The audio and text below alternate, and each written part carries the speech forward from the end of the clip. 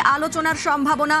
লোকসভায় বেসুরো 20 জন তৃণমূল সাংসদ, আজ তাদের নিয়ে আলোচনার সম্ভাবনা রয়েছে। স্পিকারের সঙ্গে যে বৈঠক হবে সেই বৈঠকে আমাদের সঙ্গে মৈত্রেয়ী রয়েছেন প্রতিনিধি।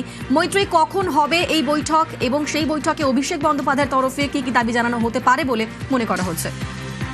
দেখো, বৈঠক ইতিমধ্যেই শুরু হয়ে গিয়েছে। অভিষেক বন্দ্যোপাধ্যায় তার দলের আরো 3 লোকসভা সাংসদ, প্রবীণ সাংসদ সৌগত রায়, কল্যাণ বন্দ্যোপাধ্যায় এবং মহুয়া মৈত্রকে সঙ্গে নিয়ে তিনি স্পিকারের অফিসের উদ্দেশ্যে তিনি রওনা দেন এবং ইতিমধ্যে তিনি সংসদের ভেতরে পৌঁছে গিয়ে স্পিকার অফিসে পৌঁছে সেই বৈঠকও শুরু হয়ে গিয়েছে।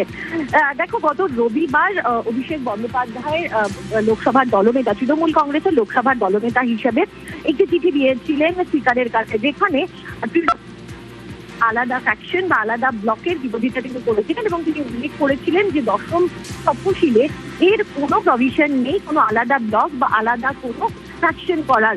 তারপরেই কিন্তু এনসিপিআইতে যোগ দিতে দেখা যায় বিক্ষুব্ধ টিমকে এবং অভিষেক বন্দ্যোপাধ্যায়ের এই চিঠির পরিপ্রেক্ষিতে স্পিকারের তরফ থেকে তার বক্তব্য বিশদে জানানোর জন্য তাকে গত 15 তারিখ প্রথম ডাকা হয়, কিন্তু সেদিন এনফোর্সমেন্ট ডিরেক্টরেটের জিজ্ঞাসাবাদের সম্মুখীন হয়েছিলেন অভিষেক বন্দ্যোপাধ্যায়। সেই কাছে আজ বিকেল 5টায় তার বক্তব্য জানানোর জন্য বলা হয়েছে।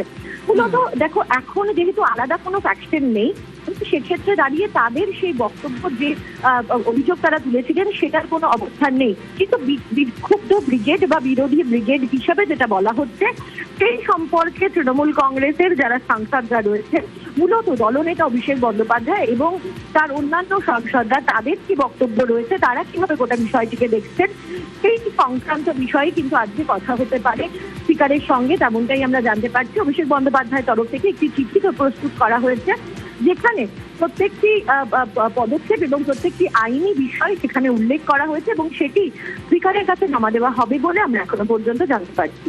বেশ, ধন্যবাদ মৈত্রেয়ী।